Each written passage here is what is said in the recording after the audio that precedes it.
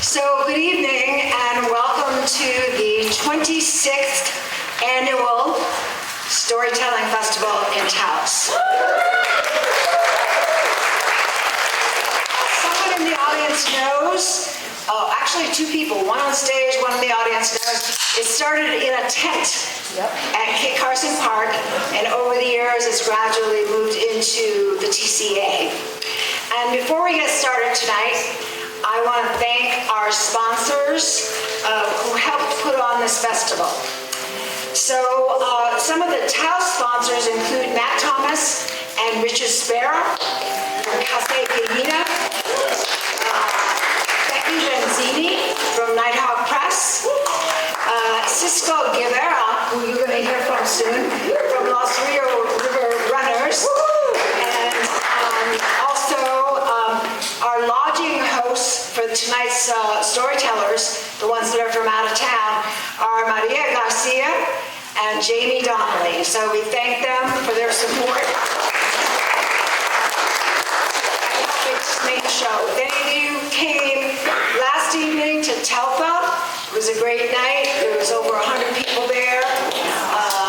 This morning, Ray taught a workshop at SOMOS, and this afternoon over at the Hacienda Martinez, there was a free story swap.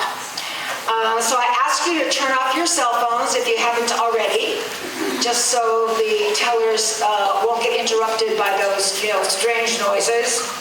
And let me tell you also the funders who help support the Storytelling Festival.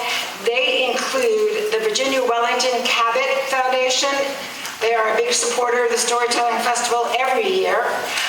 The New Mexico Humanities Council, New Mexico Arts, and our own local Taos County Lodgers tax. So, Cisco Guevara, I'm sure, he always does, he's going to tell you his full name, but I'm not going to even attempt it. He probably needs no introduction, but for those of you who may not know Cisco, he is the owner and also a guide on whitewater raft trips through the Rio Grande, and a lot of his stories come from those trips. And he's a multi-generational New Mexican who came to Taos saying on the day he was born. His stories draw on the Hispanic and Indian heritage and are outrageous but true. And I can say that is correct. So he's going to start us off with a warm-up story, and then he will introduce the other tellers for tonight.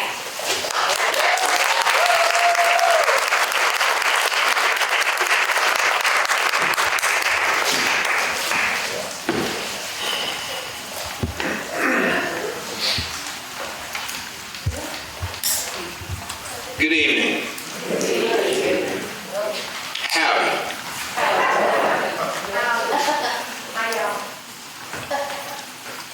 My name is Francisco Antonio Miguel Niño de Ortiz Ladrón de Guevara de Garcia Núñez. That's why they call me Cisco.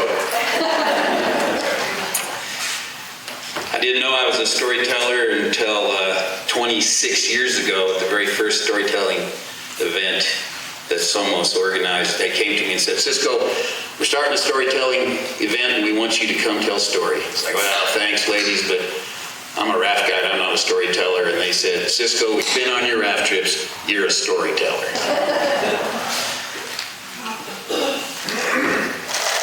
I've been told to be very brief, so I'm editing quite a bit here. There was a theme placed around these storytellings. Every year we have a theme. Usually I totally ignore it, but for some reason this one caught me. It had something to do with social justice or something like that. So I'm thinking of a story where two completely different types, classes of people had a meeting of the minds and came to an understanding.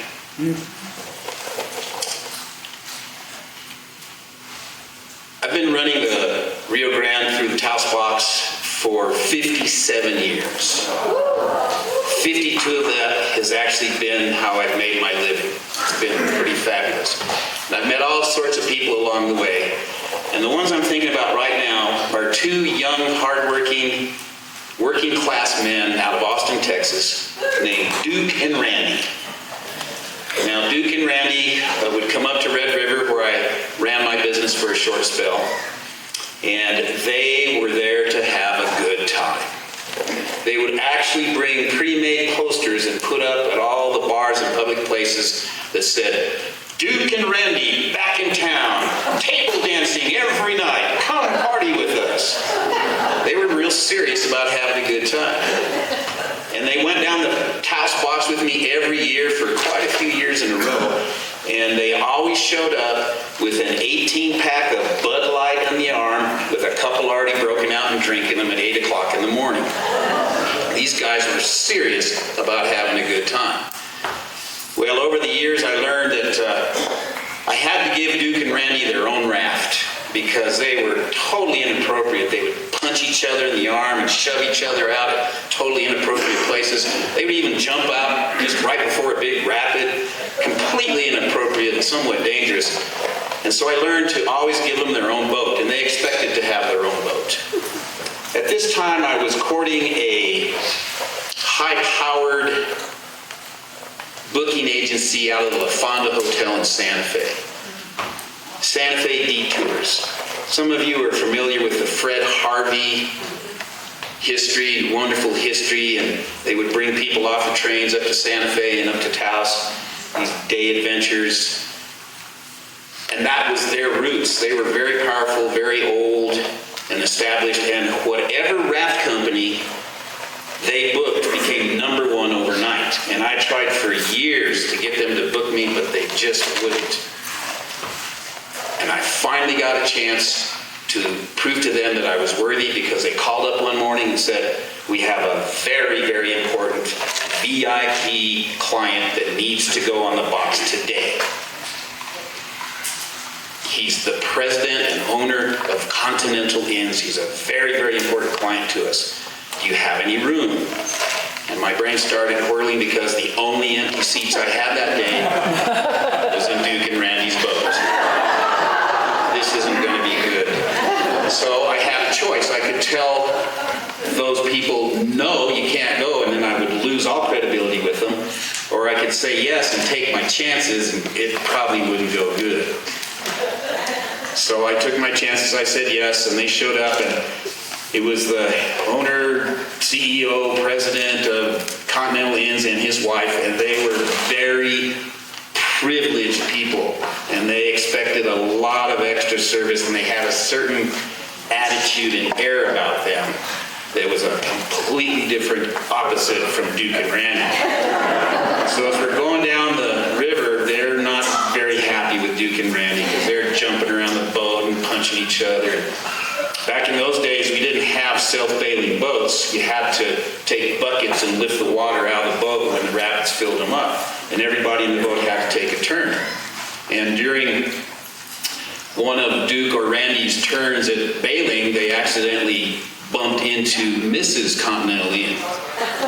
And boy, Mr. Continental Inn just went off, and he read them the right act. And he kept saying over and over again, you can't treat her like that. She's a lady. You can't treat her like that. She's a lady. She's a lady. He said over and over and over again. And this really got to Duke and Randy. They were pretty embarrassed, and they kind of sat back sheepishly. And then a little while later, it was Mr. Continental Inn's turn to bail, and he was going to show these guys how it's done properly, and he filled up that bucket of water and threw it out of the raft with great force, but he miscalculated and hit his wife right in the chin, knocked her out cold. She was laying on the bottom of the boat, and Duke and Randy didn't miss a beat. They both stood up. You can't treat her like that. She's a lady. She's a lady. You can't treat her like that. Well, the rest of the trip went okay, and I was just wondering, just how bad is this going to be? Do I have any chance of winning this contract with the fancy Santa Fe Detours thing? And then I got a phone call later on that evening, and it was Duke and Randy at the airport in Albuquerque going home to Austin. And they said, Cisco, you'll never guess who we ran into at the airport. He wants to talk to you. And sure enough, it was Mr. Continental Inn. And he said, Cisco, I just wanted to tell you that being with Duke and Randy has opened my eyes. I realize what an asshole I've been all these years, that I'm going to change my ways. Duke and Randy.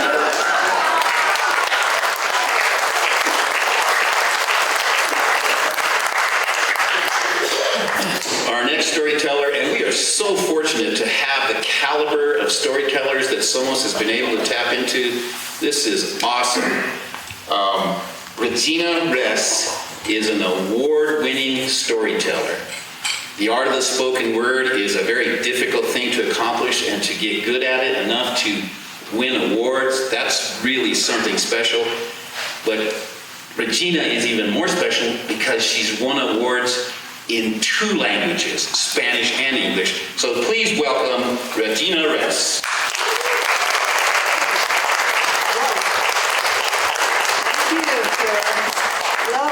Hello. There are people here. Amazing. And this is so much fun. Thank you. I'm so glad to be here. I want to thank everybody for inviting me. I want to thank you for coming. I'm so happy to be with my fellow storytellers. Awards, whatever. I have told stories in all kinds of strange places, including under trees and in boats and in a Mexican bus that was going around curves, and we were doing pop-up storytelling. So the thing about storytelling is it is wildly flexible. So it's so interesting to be back on an actual stage with lights and all of that stuff. I looked at the theme of this and I went, social justice. So I started looking, what does that mean? What does that mean? What story would I have? And I came from the traditional storytelling, like mythology and epics and folk tales, and then, gradually got into personal stuff. But I was trying to think, well, I've done stuff. I've worked with kids in central Newark, New Jersey, at Down School in a Down neighborhood, and kids all over New York City. And I've worked with women in maximum security prisons. I've worked all kind of places with immigrants, and way up in the north end of New York, in Manhattan. And a lot of my friends said, "You're not going to that neighborhood, are you? Are you really going to work? That's a dangerous place to go." All kind of places, you go. And so I was thinking, well, is that social justice work? But those are not social justice stories. I could tell stories about doing all that sort of thing. But and then I thought, well, what is it that makes us need social justice? And I came up with this thought, which is that, and it's not just us and here, it's all over the world, we other people, right? Those people are dangerous. In fact, those people who are dangerous, who I was told don't go work with them, they said those people in the Bronx are dangerous. And guess what? The people in the Bronx are saying, you don't go there. They're so dangerous. I kid you not. So, it's like, what is it? What is that? We put up these walls, and then I thought, well, maybe I'll just flip it and not tell stories about social justice, but tell stories about people who are othered. Okay? I want to tell you about a neighbor of mine. Her name was Brenda. And I met her, here's how I met her. I was walking out, I lived in Greenwich Village, I still do, in New York City, Lower Manhattan. And so I was walking out on 6th Avenue, near the corner of Houston Street, for those of you who know it. And it was a beautiful day, and this cheerful voice came ringing out from the bench near me, and this person said, "You looking real good today, sugar." And I went, wow. And I looked, and I thought, well, it might be somebody I know, because I have worked in all kind of places, right? So you meet people when you gig, right? So I thought, well, maybe it's somebody I know. And so I walked over to the bench, and I said, "I'm feeling real good today, thank you." And we got into this conversation. I quickly learned that I did not know this person. That indeed this person was a homeless woman who was living on the bench for that day, right? And she was so bright, so beautiful. And she asked me at some point, what do you do, sugar? And this was back in the mid-1990s. Okay? Now, in the mid-1990s, and you said you were a storyteller, people would roll their eyes and go, huh? Because it was not a thing, except for a very small segment. So what do you do, sugar? And I said, well, I'm a storyteller. And she went, oh, like Burl Ives, he was the greatest. And I went, this is the first person who ever knew what I was doing. Anyway, it was this woman who was sitting on a bench. And we chatted for a while, and then I went on my way, and I thought, well, that was a wonderful encounter. I was feeling good that day, but I felt better after I left her. She was just this bright being with a cap on her head. She always had a bright cap on her head. Just gorgeous. And I soon came to realize in many, many conversations with her that she was an alcoholic. And that was a problem of hers, and probably why she was homeless. I did not ask her, what are you doing on the streets? But we would just talk like people talk. Like one day I walked out, it was a Sunday morning, beautiful day, early autumn day, and she was sitting on the curb. But it had rained the night before, so things were really clean and sparkly. And in New York, when things get sparkly, it's really great. So she's sitting, I said, hey, Brenda, what you doing? How you doing? She said, I'm good, how you doing? I said, I'm fine. And I noticed she had a Lay's potato chip bag in her hand. But inside the Lay's potato chip bag was a bottle of beer or a can of beer. And so it was 8 o'clock in a Sunday morning, and she was sitting on the curb drinking her beer, but she was just cheerful as she could be. So I sat down with her. I sat down on that curb, we got in our conversation, and I thought I'd ask her, well, what do you think of the neighborhood? This Greenwich Village is the neighborhood. It's a very interesting neighborhood. And she said, oh, I love it here. The people here are so friendly, she said. And look at that. And so across the street, there's a big old Italian church, St. Anthony's, or St. Anthony's, as they call it down there. And she said, look at that daddy taking his daughter into church. I love that. I love watching these families down here. And she said, you know what? There's a lot of famous people live down here. I see people from television. I said, yeah, I know. We got a lot of actors down here in this neighborhood. And she said, yeah. And it's a great neighborhood. She said, see this bag? Zito gave this to me. It's a ham sandwich on one of his breads. Zito's was one of the most famous bakeries in New York, old Italian bakery in New York. He had given her a sandwich that day. She said, they're just so nice down here. And I said, do you remember when we had those 3 firemen die in that fire down in Soho? Because we'd had something that was not common, and this was long before 9/11. We had 3 firemen die in a fire a few months before I had this conversation with Brenda. And I said, remember when the guys died, they draped that firehouse in black and purple? And she said, yeah, and there was a whole shrine set up in front. And I said, yeah, there were candles, people brought candles and flowers and cards. And she said, oh, yeah, I remember all that. She said, I knew those guys. I used to talk to them when they were cleaning the fire engine up front. I knew those guys, she said. I took flowers and put them on that shrine. I'm sure she did. I'm sure she did. And it was at that moment probably that I realized that this woman, this homeless woman, from wherever she was from, was a neighbor. That if we had been in a small town, there would have been a whole other situation for her. That she was one of my neighbors. And I just loved her to pieces. At some point I started buying juice for her, and she never asked for anything, ever asked for anything. But I one day went and got her some juice and came. I saw her sitting there, and I gave her a little box of apple juice. And usually, if I would give somebody juices, it would be apple juice or orange juice, something like that, right? And then one day I wanted to do that, and I thought, she might have a choice. She might want a choice, because somebody a long time before had said, the folks sitting in the streets, they don't get much choice.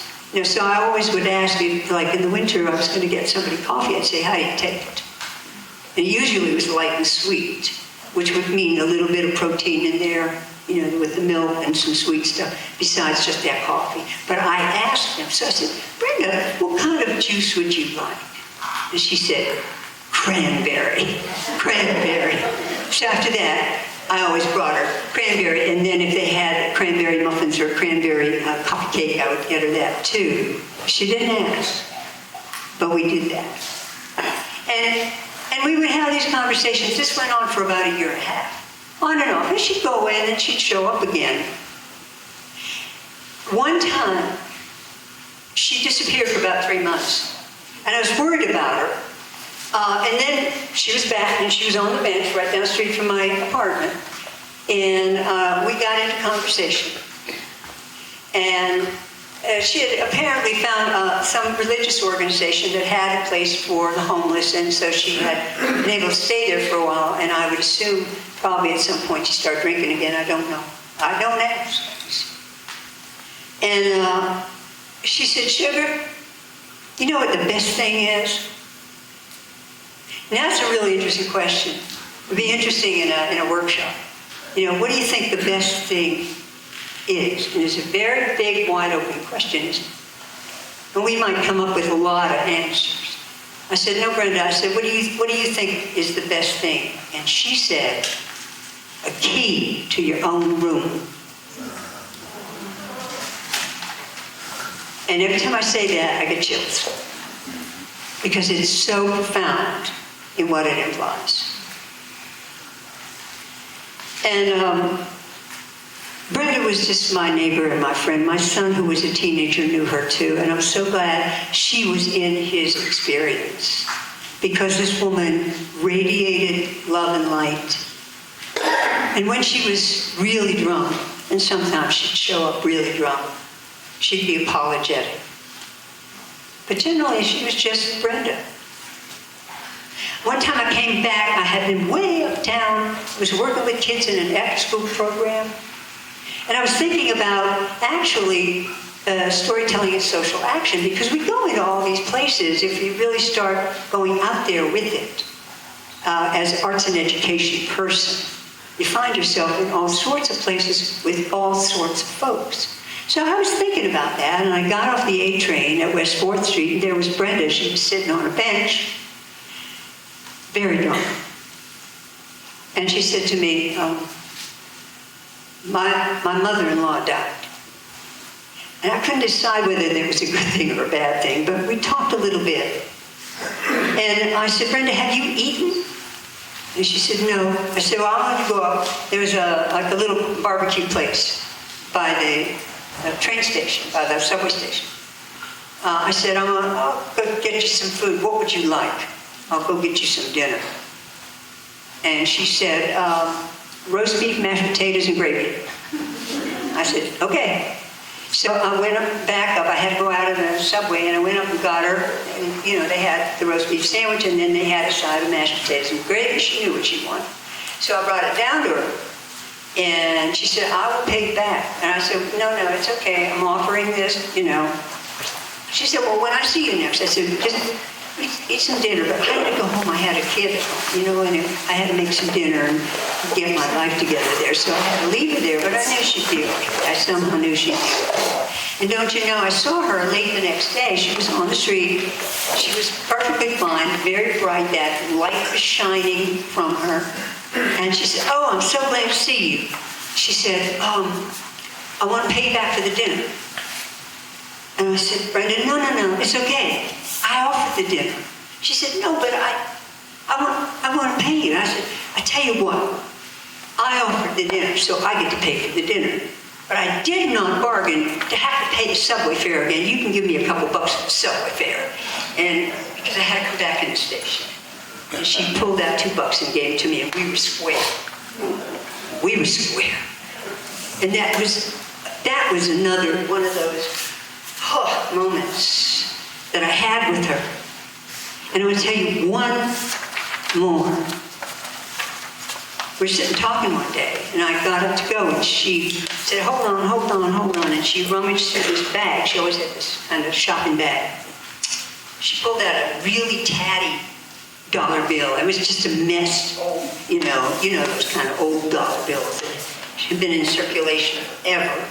She said, "Here, sugar, go buy yourself some juice." And I said, "Oh, thank you. I thank you so much." I said, I don't want to take your money." She looked me square in the eye. She said, "You buy me juice. You bought me juice. One hand washes the other." I said, "You're right. Thank you." And I took her dollar. And I did go buy some juice. Cost a little bit more than $1, but I bought some juice. And that juice tasted really sweet. So that's my neighbor and friend Brenda. And other. And it's not that all homeless folk are Brenda, but all homeless folk are folk. And they're but for the grace of God. Any of us at any moment. And we forget that. We forget that. We're all others. In one way or another. And most of us, if we really sat and wrote it down, we could find all kind of ways we are others. So I was thinking, okay, what else can I do? And I want to tell you a story that comes from a country where the folks have had a really rough time. And when they show up in different countries, including this one, but not just this one, they get a really rough time. And I think for one reason is that their country was the first country that had a successful slave revolt. And I'm talking about Haiti and the Haitians. So a friend of mine, the woman who pulled me into storytelling, she went to Haiti 8 times. And she interviewed and got on her tape recorder about 200 storytelling sessions. And she put 28 of them into a book called The Magic Orange Tree and Other Haitian Folktales. Some of you may know that book. It's kind of a classic collection. And she handed it to me. I became her assistant. And so on the second day I was working for her, she gave me the book. And I was also working in a school, PS1, Manhattan, at that point. And all of my students were living in welfare hotels and homeless shelters and projects is pretty much who was in my classes. And I started by reading them the stories. Then I found how powerful it is when you put the book down and look at them. And these kids loved the stories in that book. And I said, what do you suppose they hear in those stories? And Diane said to me, they're stories of overcoming great troubles. That's what they're hearing. So I'm not sure how much more time I have. Not much. Not enough? I didn't. Do I have 10 minutes? Yes. Yeah, sure. Yes. That's my favorite story. And I have told this story in some situations, because when you go out into the world and people say, oh, would you come here and tell stories? And then you walk in and you're in a situation, or something's going on in the world and there's a situation. So this is the story that I always choose. Now, if we were in Haiti, I would have to ask your permission to tell a story. And so I would say, quick! And if you want to hear the story, you say, crack! So, I can't do it unless you want it. Okay, so wait. Quick! Oh, I do want it. There was a little girl, and her name was Topingi. Topingi. Can you all say Topingi? Topingi, that's her name. It's good to know people's names, you know what I'm saying? Well, Topingi, her father was dead. She lived in her father's house with her stepmother. So we're in the stepmother territory here, okay? And not all stepmothers are bad. And when I have kids in an audience, I say not all stepmothers. Most stepmothers are very nice, but there are some nasty stepmothers. Of course, the stepmother is often what's in our heads, saying, you're no good, you're no good, you're no good. Right? She lived with her stepmother. And that stepmother was one of those nasty ones. She did not take care of that girl very well. She didn't feed her all that well. She didn't share the money she made, selling things in the market. She made her do all the work. One of those stepmothers. Well, one day when Topanga was at school, the stepmother was cooking sweets over the fire. So she's down there, well, and it was a fire. Because this is Haiti. She was not on electricity. She was not on a gas line. She was cooking some candies, I guess, to sell in the market, and her fire went out. Well, if you've ever cooked sweets, you kind of can't just leave it for the next day. She had to get some wood, but she was all out of wood. And normally she would send Topanga out to get the wood, but Topanga wasn't home. Did I say where Topanga was? School. So she had to go get it herself. So she went out. Well, if you know anything about Haiti, like a lot of places, they had logged it out. There was no wood around. People needed the wood. There wasn't any wood. So she walked and she walked. There was a place that had a lot of wood. So she started piling up wood on her shawl. And greedy woman, she piled it up. Well, she couldn't carry that home. So she looked around and she said, is there anybody here who could help a woman carry home her wood? And out of the woods came a man. And he said, well, I'll help you. What do you pay me? And she said, well, I don't have anything with me, but if you can get the wood home for me, I will give you something from my house. And he said, okay. So he bundled it up, and they walked. They got back to the house. They were in front of the house, set it down. He said, okay, pay me. I'm a very poor woman, she said. I really don't, but I did. A bargain is a bargain. Here's what I'm going to give you. I'm going to give you a servant. I'm going to give you my stepdaughter to be your servant. How will I get her? He said.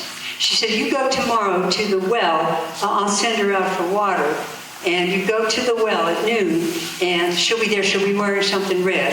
And call her by her name, Topanga, and she'll go with you. And he said, okay. Now it just so happened that Topanga was home, and Topanga had heard her name, and Topanga was listening through the door, so she knew what was up. So she went out the back door, and she went to one of her friends, and she said, will you help me tomorrow? And the girl said, sure, I'll help you. What do you need? And she said, I need you to meet me at the well at noon and wear something red. And the girl said, sure. She went to another, and she went to a lot of her friends. So the next day when the man got to the well, there was a bunch of little girls. They were all wearing red. He said, which one of you is Topanga? And the first girl said, I'm Topanga. And the second girl said, she's Topanga. And the third girl said, no, we're all Topanga.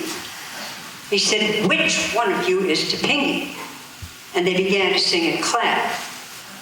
So this being a Haitian story, are you ready to participate?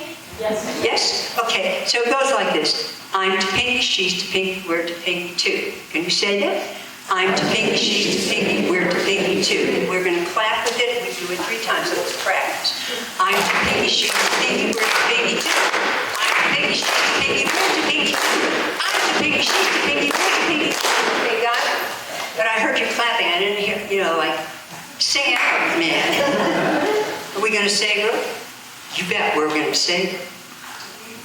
So which one of you is Topanga, he said, and they began to sing and clap. Here we go. I'm Topanga, she's Topanga, we're Topanga too. I'm Topanga, she's Topanga, we're Topanga too. I'm Topanga, she's Topanga, we're Topanga too. Well, he was very annoyed. He went back to the stepmother. He said, I went to the well, and there were a bunch of little girls, and they were all wearing red, and they all said they were Topanga.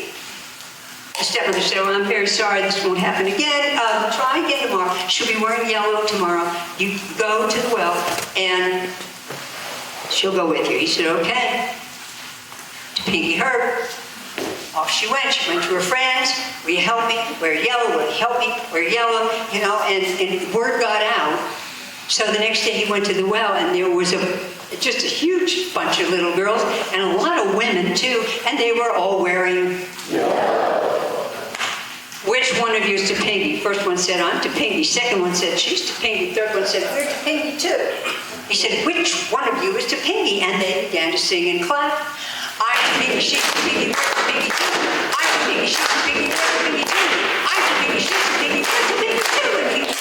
And he went back, he said, Topinky, Topinky, Topinky, everybody's Topinky. The whole town is Topinky. She said, I'm sorry. All right, it's not going to happen. She said, it better not happen again. She says, no, yeah, she'll be back in her red dress, okay? So you go tomorrow, she'll go with you. Topinky heard. She went out, she got all the girls, and then she went, guys are my friends too, so she went to some of the boys in the town, and word got out, and so the next day the man went to the well, and the entire town was there. The third day was red again. The girl had only, 2 dresses. The whole town was there. Which one of you is Topinky? And they began to sing and clap. I'm Topinky, she's Topinky, we're Topinky too. I'm Topinky, she's Topinky, we're Topinky too. I'm Topinky, she's Topinky, we're Topinky too.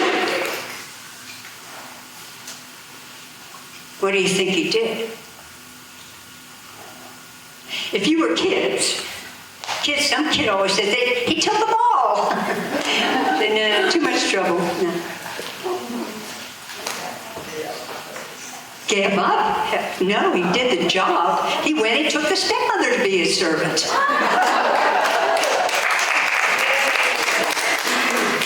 But wait, Topinky's little girl, she gonna be okay? She's got the community, man. She has got the community. Community. We were talking today at the swamp about community and what's being shown about human nature in North Carolina and eastern Tennessee and all those states in Florida, which I've been paying close attention to too. Community. Tear down the walls. What do humans want to do? We want to help each other. We want to be humans together. So if we act in community, we don't need outside social justice because we're just people. We're all Topinky. Thank you.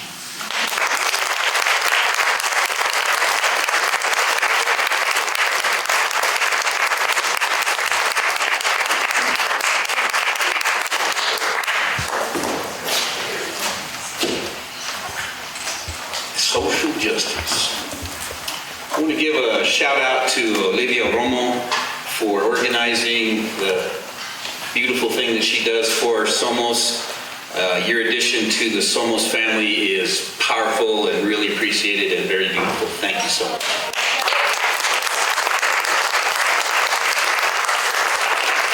Social justice. I think that a lot of social justice issues come from misunderstandings and miscommunications. So I'm reminded of a thing that I witnessed some years ago. When you're driving through northern New Mexico, especially between Santa Fe and Taos, you see all these signs for the towns that you're going through. Cuyumangue, Huachupangue, Nambe, Pohuaque. And to people not from here, it can be very confusing. And there was this retired couple from back east, and they rented a car in Albuquerque, and they were driving up to Taos, and they noticed one particular name that caught their eye, Pohuaque. And they were arguing about how do you pronounce that? Pojacu, Pojaqui, and they were kind of arguing about it, and they finally decided, let's find out. So they pulled over the side of the road, and they went into a cafe, and they asked the waitress, what is the name of this place? And she said, Lotta Burger.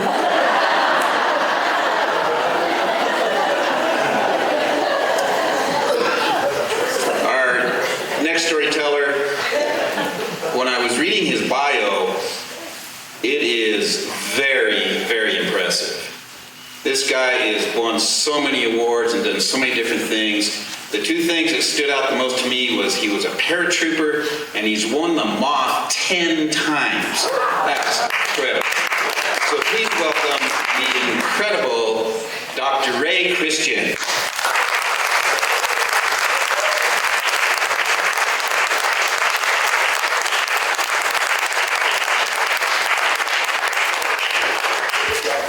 Bring up my own microphone. All right. This is my first time ever being in New Mexico. First time. I used to say, I come from a place, rural Appalachia, where we have the worst roads.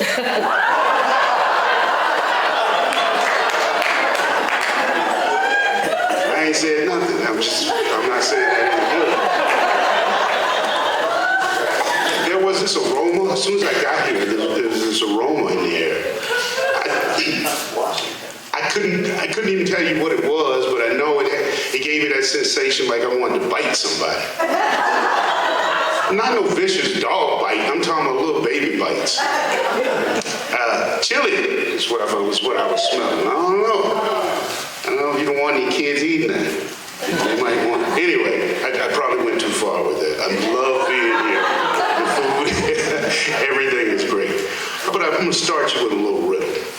Now, if you know the answer to this, I don't want you to say it until I say, what's the answer?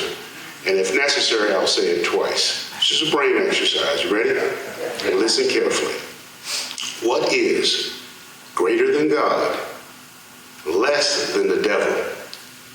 Rich people don't want it. Poor people have it. And if you eat it, you will die. One more time. Slower. What is greater than God, less than the devil? Rich people don't want it. Poor people have it. And if you eat it, you will die. What's the answer? Nothing. Nothing. You feel smart now? You know, if you were at the workshop, was anybody here at the workshop? And we talked about a new figure of speech. If somebody tells a story, a bad luck story, and it's worse than yours, what do you call that? Going to Mississippi. Going to Mississippi. If you've ever met anybody here from Mississippi? Oh, okay. Well, if you meet somebody from Mississippi and you tell a hard luck story, their story will always be worse than yours. Always. So you can use the phrase, I'm going to Mississippi, which means I got a story for you. You know, everybody has a signature story, your life story. And I talked about it in the workshop today. If you only had a limited amount of time, what would you say about who you are? What's your story? Because time is the only limiting factor to telling stories anyway. You work with the time you got, and that's all the time that you got. So here's an example of my story. If I were to answer the question, how'd you get here? One of my earliest memories, I think I was about 10 years old, and I was standing in the welfare office line with my mom. It was a long line, and the line moved ahead slowly. But I could hear the lady at the front, white woman, say, "Next, fill out the form, bring it to the desk. Next." So me and my mama, we finally worked up to the front of the line. And my mama looked at the paper, and she looked back up at the lady, and she raised her hand, and she said, "Excuse me, ma'am, can I ask you?" The lady cut her off and said, "Ma'am, fill out the form, take it to the desk, and bring it back. Next." My mama looked back down at the paper again. She looked back up at the lady, and once again, she started to raise her hand and say, "Excuse me, can I?" And he said, "Ma'am, we don't have time for this. I said take the form, take it to the desk, fill it out, and bring it back." Well, me and my mama, we walked out of the line. We walked toward the desk. And I was looking at my mama, and she was looking at that form, and she kept turning it around sideways, flipping around backwards, just turning around, looking at it. And and I noticed that the water was starting to well up in her eyes.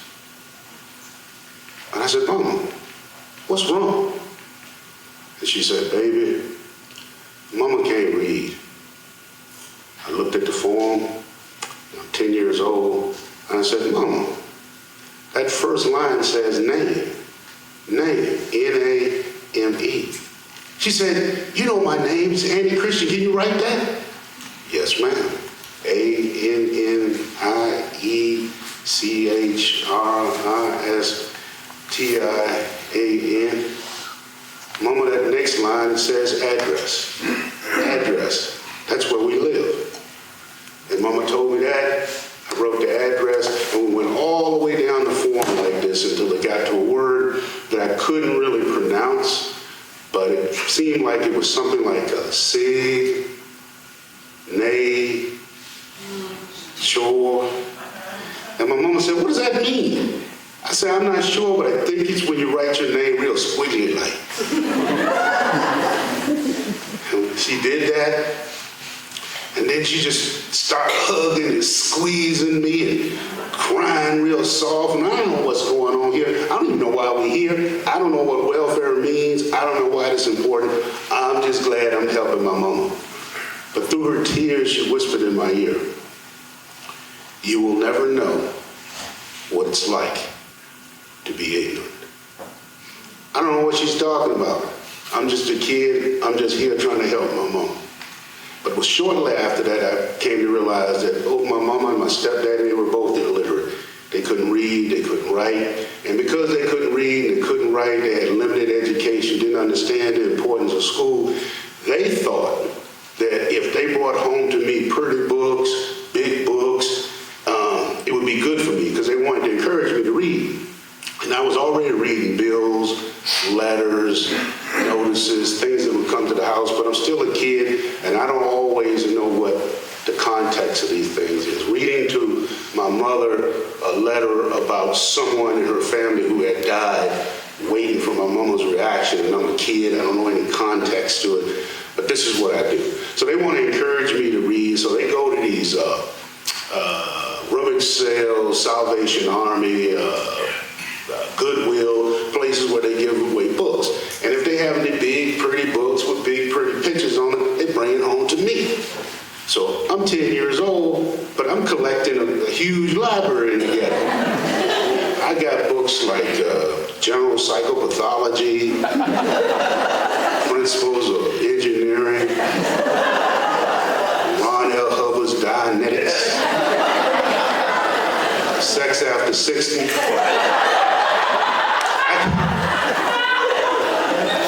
I can remember thinking at the time, why in the world would you want to do that? All the books I had, I probably should have kept that one. I didn't think I would live this long. So, and of course I had green eggs and ham, so, I was ready for the world. But it was right about this time, though, as I began my career as a book thief. Now, when I say book thief, I'm not talking about in terms that I was stealing rare books, artifacts, something that could be, worth a lot of money. I was taking books from the library that no other people would check out from the library. Books that hadn't been checked out for decades. But there were two groups of people who worked at the library who noticed me all the time. The first group of people who worked there, they always wondered why I was showing up anyway. Maybe I was trying to steal somebody's wallet, up to no good. Clearly, I could not be there for anything other than something nefarious. So they were always watching me, and they had this weird rule that you could only check out 7 books. Why would you stop a kid who wanted to read books from check? Well, where does this rule come from? So this other group of people who worked at the library, whenever I go check out books, sometimes I would have 8 books in my stack, 9, 10, 11, 12, anything I had talked about, they had heard me, and I was always interested in animals, and those books would just be up in my stack. So they loved me. But the one thing I couldn't get is the library had the audacity to have these books in it that said, not for circulation. I don't know why. I'm interested in it. It's an encyclopedia. Why are they holding it back from me? These are the kind of books I stole. Probably hurt the general public doing that, but I couldn't help myself. I didn't know what this, not for circulation. What does that mean? But it all finally came to a head when one day I noticed in the middle of the library, on a pedestal, for the whole world to see, was the biggest book I'd ever seen in my life. Huge, humongous book. In my child mind, it probably weighed 100 pounds. How dare they? That was a hamburger to me. Ribs, just sitting there, wafting in the air, teasing me. And occasionally I would walk by this thing and I just knew that book was going, psst, you want me? So I spent a couple of weeks of my life trying to devise a plan for how I would acquire the book. Weeks and weeks of planning. My whole plan came down to I was going to run up to the book, grab it, and run out the door. But the day that I was going to execute my plan, it was as if there was a devil on one shoulder and an angel on the other.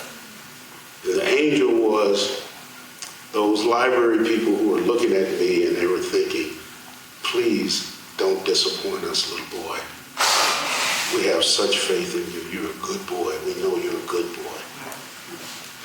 The devil was on the other shoulder. You want this book, man. You want it. And those library people, I could see them looking at me with sinister eyes. He's about to do something. So the devil kicked the little angel in his ass and off he went. Sometimes the devil wins. I know that was the wrong message in there, but okay, that was a bad message. I'm going to take that one back. But it's New Mexico. So I executed my plan. I ran up to the pedestal, I grabbed the book, and I ran out of what I thought was an open glass door. I don't even think that's legal now. Don't you have to put things, you can't have glass doors like that. And I ran through the door. Cut me from head to toe. With modern DNA testing, clearly I couldn't have got away. I left a lot of DNA at the scene. But I kept the book. And I ran, but I could never come back to the library again. Now, my folks, because they had a very limited worldview, it would be nice if I could tell you that my folks, even though they were uneducated, that they really wanted to push me toward better education. But they did not. But that's because that's not the world as they understood. In fact, for them, if I had dropped out of school and maybe got a job at a factory, stayed out of trouble from the police, it would have been good enough for them. That was the only world they knew. That was the only world they could encourage me to understand. But I didn't want to work in a factory. I was always trying to do exciting things. I wanted to be and do the things I was reading about in the books I was stealing. I wanted to go to the places I was reading about in those books. I wanted to see those things. I wanted to do stuff that was exciting. Maybe I would change the world and learn something. But I was a marginal student, barely graduated from high school, mediocre athlete. My family had no power, no influence, no money, no education, no connections, no networks. They had nothing. It was not like they could hook me up with nothing because they had nothing. But there was one organization that would give me an opportunity to do some exciting things, and that was the United States Army. Now, I have this blue-collar mentality. I have the Protestant work ethic from our religious background. The whole idea that an idle mind is the devil's workshop. You got to keep your nose to the grindstone. And if it doesn't come true, it's because you didn't have enough faith that you could will things into existence. That's the kind of way I brought it. And I had this other flawed idea, and you tell me if this is true or not. This is the idea I left home with. the harder you work, the more money you make. Well, that's what I thought. So with that mentality, I went to the Army recruiter and I said, give me the hardest job you got, because I need to make some money. And they did. So I ended up becoming a paratrooper in the infantry. I'd never been on a plane before in my life. So the first 10 times I was on a plane, I had to jump out of that plane. The first time I went home on leave on a commercial flight, I was scared to death. There's no parachutes, no procedures, nothing. I was just nervous. How am I going to get out of this thing? So at some point, just a lot of it based on my background, the Army went from being my stepping stone in life to my island. I was growing up in the Army. I joined when I was 17. And now in my early 20s, this Army thing is something I can do. Every major thing that happened in an adult's life, for me, it occurred while I was in the Army. Everything, any first you can think of, for me, it was in the Army. So I had no idea in my mind how far I could go with that. And the one thing I started to notice in the Army was, just like in the civilian world, no matter how tough you are, how much stick-to-itness you have, without more education, you really can't go that far. So with that whole attitude that I had, I thought that maybe I could just come up with a big idea and just will it into existence. And one of the things I became impressed with was the way people spoke. A lot of it's because my folks were illiterate. And when you are illiterate, there are words you can't confirm because you're not sure how they sound. You can't read the words, you can't confirm pronunciation, so you just speak in a certain way. And I became impressed with the way Army lawyers used to speak. It just seemed like on a twist or a turn of a word or a phrase, you could be guilty or not guilty, in or out. You get the job or you don't get the job, just based on words, just a few words. And I became really impressed with that, and I didn't know how to manifest it. So I just thought, you know what I'm going to do? I'm going to get out of the Army and go to law school. I don't know how. I'm just going to say it. I'm going to will it into existence. So when people would come up to me, I'd meet somebody, I'd go, hey, how you doing? Did you know I was going to get out of the Army and go to law school? Hey, how's it going? Did you know I was getting out of the Army and go to law school? Hey, I'm getting out of the Army and go to law school. I'm saying it all the time. People would see me come and go, wait, you're going to get out of the Army and go to law school? Yeah, how did you know? It's starting to work. I'm willing it into existence. But I'm saying it so often that some people are getting bored. And it finally came to a head. An officer said to me, listen, you don't even have a college degree. Why don't you spend time focusing your attention on what you are? You're an infantryman in the Army. That's good. Where you come from? Your people poor, right? You're doing all right. This is probably good enough for you. Why don't you get your mind off of these fantasy things and just be good at what you're doing? You're an enlisted man. And you don't even have any college. The bright spot in that was, not knowing any better, I just saw that as a challenge. Okay, college, huh? So I started going to school at night, on the weekends, dropping out of classes, dealing with PTSD, having kids, coming to class with half concussion, nose bleeding, smelling, taking classes when I could and wherever I could. And so 6 years from the point that I had said, I'm going to try this college thing, 2 years after I actually got out of the Army, I finally earned my bachelor's degree. And the first thing I did was start applying to law school. So now it's in effect. But not long after that, them little envelopes started coming in the mail. Thank you for your application.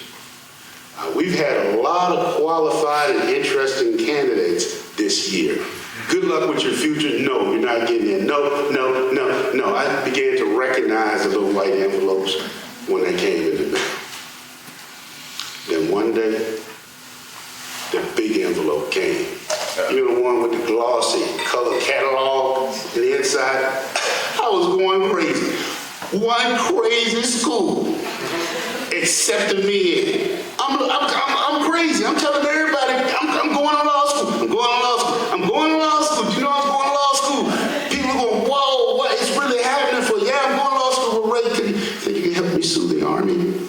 Hell yeah, we're suing everybody. I'm suing the president, Congress, the Supreme Court, everybody. So I'm the whole world's lawyer. I'm going to defend everybody. But I'm a little different than the average law student.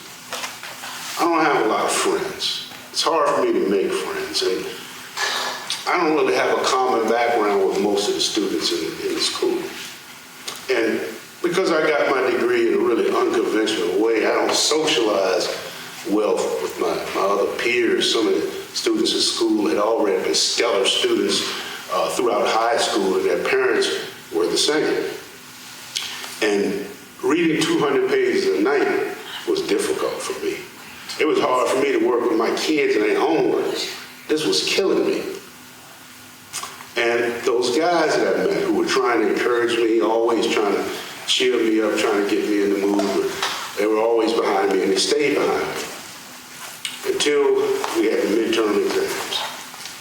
And at the end of the midterm exams, I found out that I had failed every one. And by fail, I mean I got 5 Fs. You don't even have to come to school to get 5 Fs. I could stay in bed. And of course, now I have to ace every exam to get through the first year. I don't have any options whatsoever. And it wasn't long after that that I get a message that the assistant dean of the law school wants to see me in his office.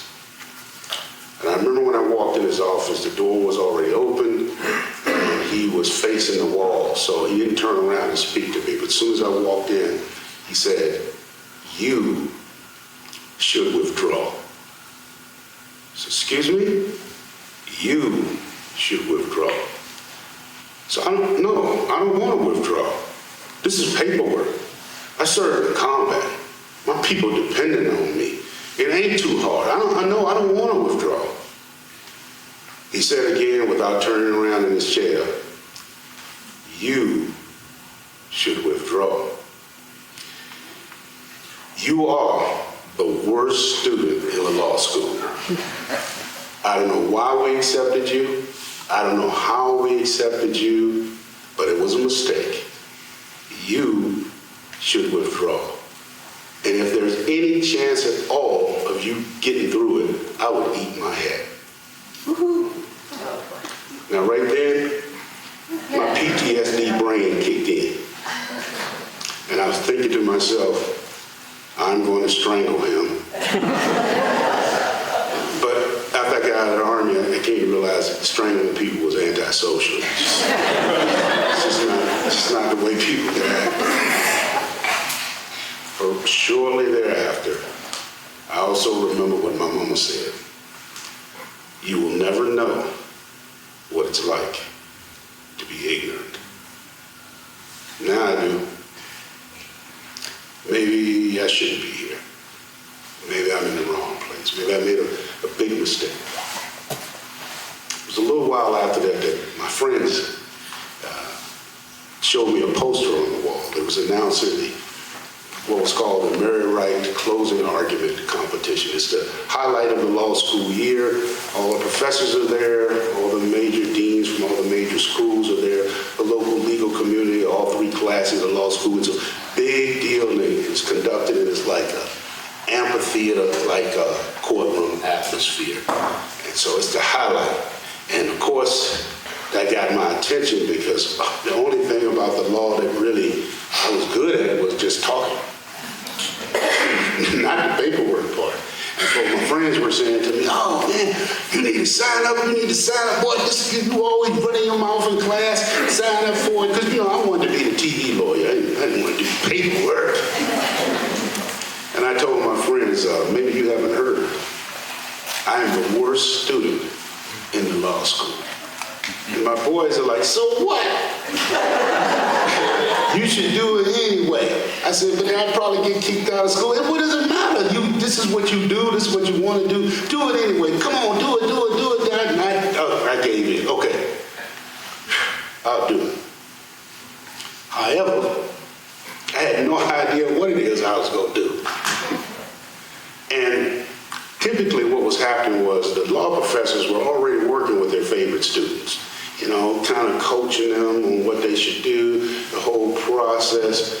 And in the hallways in the afternoon, I could hear the professors coaching their favorite students. They'd be going through different legal principles and different elements of laws and torts and things like that. So I thought maybe I'd just kind of stop the professor in the hallway and ask him a couple of questions about how the competition was going to go.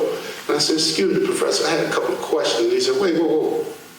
If I'm not mistaken, you are the worst student in the law school.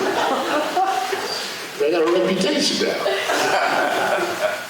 He said, I think that you should focus your attention on academics and stop focusing on extracurricular activities. Wow. Okay, now I'm on my own. It's 3 weeks before the competition. I prepared absolutely nothing. Because I'm the worst student in law school, and that's what you do, nothing. But 3 days before the competition, a couple crazy ideas came to me. I wrote them on some tissue paper. But at some point, I blew my nose with it. So I got nothing. And the way the competition works, from the outside, they call your name, you knock on the door, you go inside this big amphitheater. From the outside, you hear people's presentation, applause, call the next person, knock, presentation, applause, knock, presentation, applause. It came my turn to go in. Luckily, I was way in the back of the line. And I walked in painfully slow, like inches. And I could feel the energy in the room was like, will you hurry up and walk in here? But I was thinking in my head, like, I know I cannot come in here and talk about the fine points of the law. I can't talk about the elements of torts. I can't talk about subject matter, jurisdiction, because I'm the worst student in the law school. But I can tell them a story. I can tell them a story about right and wrong. I can tell them a story about justice and injustice. So I told the story, but I ended it like this. And just like the boogeyman that lives under my little girl's bed, made from dust bunnies, buttons, and broken pieces of toys from Christmases long ago, exposed to the light, the prosecution's case just isn't there. And I walked out. To complete silence. But as soon as the door shut behind me, I heard what sounded like thunder. And that was the sound of the entire law school standing up at once, cheering all at the same time. And I didn't turn around and go back inside because I didn't want people to see me cry. So the final exams would come, and they would go. And 3 days later, I was notified that I had won the competition.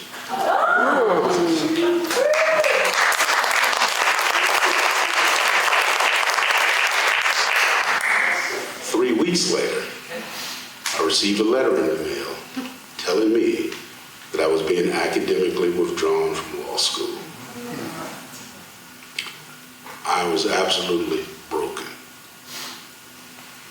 I thought about all the people I had let down, all the people I was never going to help, all the people in my family, my friends, my boys who looked up to me, tried to cheer me on and was thinking I was going to do something special.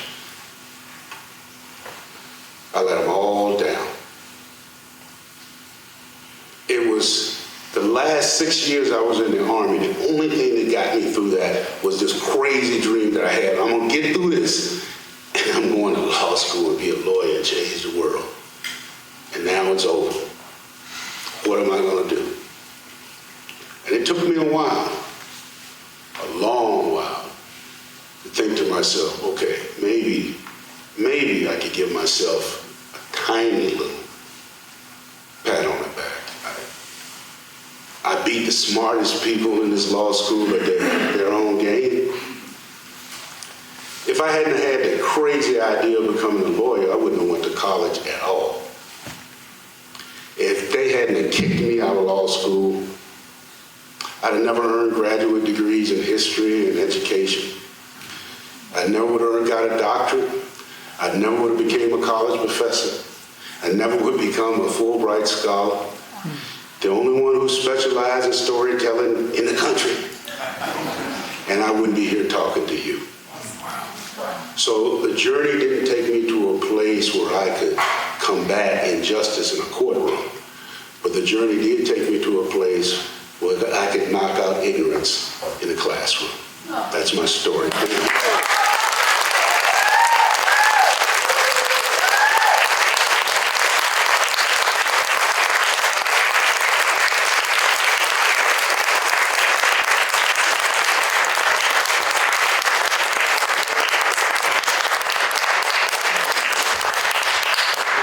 Let's have another round of applause for our storyteller.